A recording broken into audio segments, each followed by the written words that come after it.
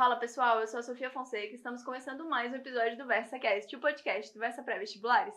No episódio de hoje analisaremos mais uma obra do PAS 3 de Biologia e a convidada de hoje é a professora Ana Clara. Bem-vinda, Ana. Obrigada, Sofia.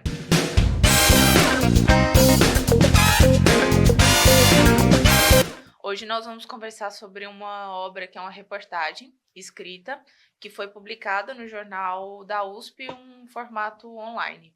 A gente está falando então de uma obra curtinha, bem de fácil leitura, que vai falar sobre a domesticação do cupuaçu pelos indígenas na Amazônia.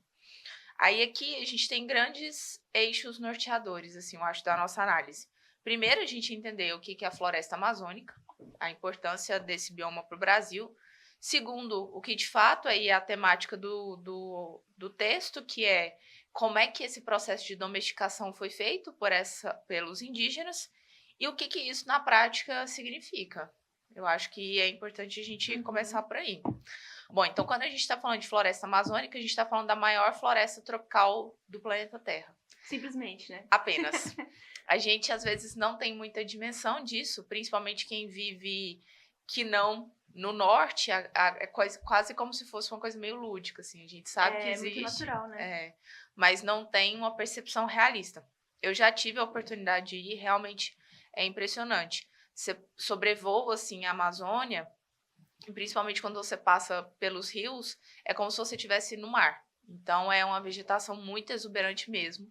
A gente está falando aí de um bioma que ocupa 9 países e que 60% está no Brasil. Eu acho que a gente perde esse parâmetro, né? Porque a gente pensa na Amazônia como a Amazônia brasileira só. E não, o negócio é tão grande, mas tão grande, que são 9 países envolvidos. Exatamente. É claro que a gente tem diferenças. A gente está falando da Amazônia no Peru, por exemplo, e aqui no Brasil. Mas, em geral, a gente está falando de uma floresta densa, com vegetação estratificada, com algumas características do solo que são importantes ali para a vegetação. E a gente está falando de um bioma que tem uma riqueza vegetal, de fauna, de flora, de biodiversidade mesmo, né? Não só de planta, mas também de animais, de fungos, etc., que é crucial para a manutenção do que a gente entende hoje como o planeta Terra. A Amazônia está envolvida com formação de chuvas, não só aqui no Brasil, como em outros países.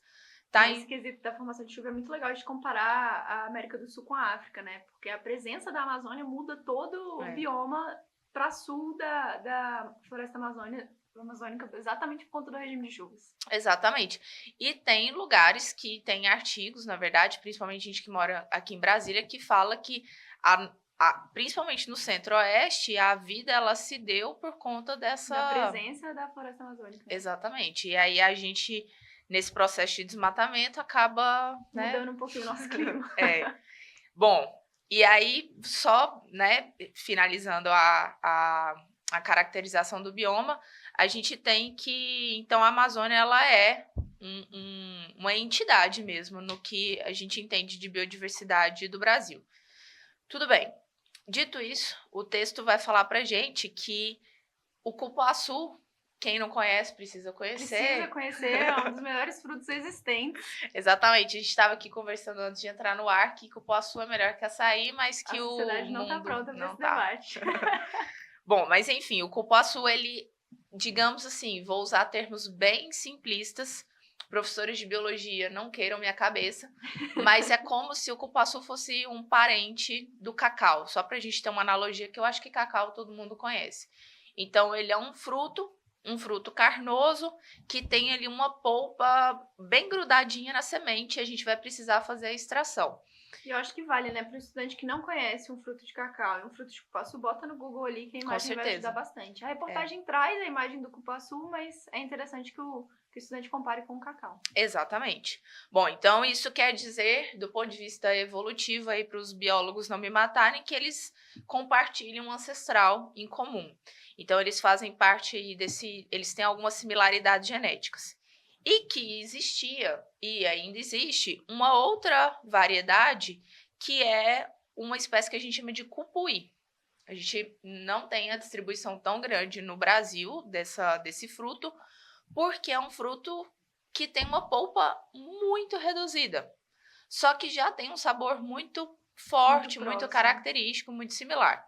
O que o texto vai falar, o artigo conta a história de um grupo de pesquisa da USP que estuda a biodiversidade da Amazônia e que descobriu similaridades genéticas muito altas entre o cupuí e o cupuaçu.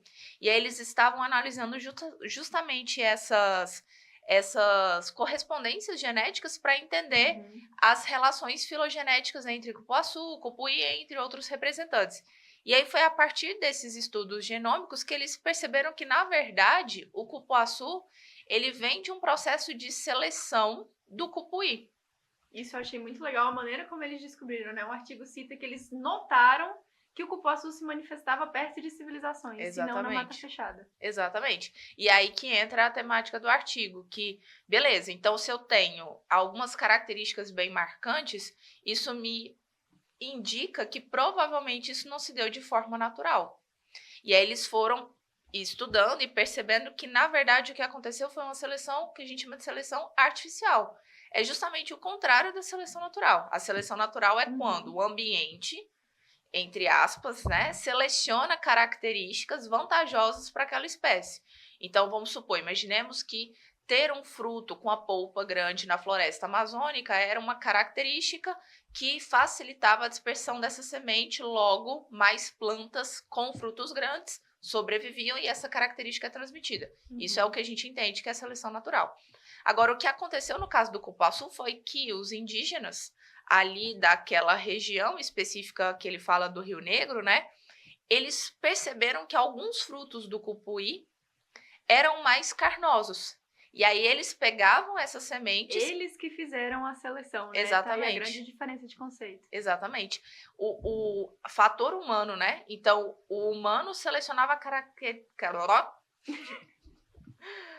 o humano selecionava a característica que era mais vantajosa para ele. Ele queria... Que era o nosso lindo cupuaçu carnudão, cheio de polpa gostosa. Então, eles queriam frutos maiores, eles pegavam as sementes daqueles frutos maiores e plantavam. E aquelas plantas, aquelas árvores que produziam frutos menores, eles não propagavam a semente. Ao longo das gerações, a gente foi tendo cada vez mais plantas com frutos maiores e com as características que eles queriam ali, de uma polpa mais adocicada. E a gente tem um processo que permite o aparecimento de uma nova espécie até que essas espécies se tornam tão distintas, né? Que é o que a gente já tem hoje. Então, a gente está falando não de um processo de ontem para hoje. Eu acho que o aluno sempre perde a noção, né? De quando Exatamente. A gente fala de seleção, de evolução, a gente tá falando de milhares e milhares de anos. E no caso desse processo, né? O artigo calcula aí algo em torno de 5.000 anos. O que é tempo, né? Geração de planta. Exatamente. Então, eu acho que quando a gente está falando aqui dessa obra, para o estudante do PAS 3, relacionado com a matriz, é importante a gente ter aí, claro, na nossa cabeça, o conceito de seleção artificial. Porque a evolução é um dos principais tópicos da biologia no PAS 3, e essa diferença entre o que é a seleção artificial e a seleção natural é crucial aí para a análise dessa obra. Então já fica um primeiro ponto aí muito claro, né? Já fica. E outra coisa que eu fiquei pensando, que não está escrito no artigo, mas obviamente a gente ramifica isso, do ponto de vista como é que eles faziam esse processo de seleção artificial. Porque uma coisa é eu pensar em, vamos usar outro exemplo, seleção artificial feita em laboratório, né? A maioria que a gente conhece. Exato. Ou então de brócolis, couve-flor, que eu tô falando de uma planta que demora 2 meses para crescer.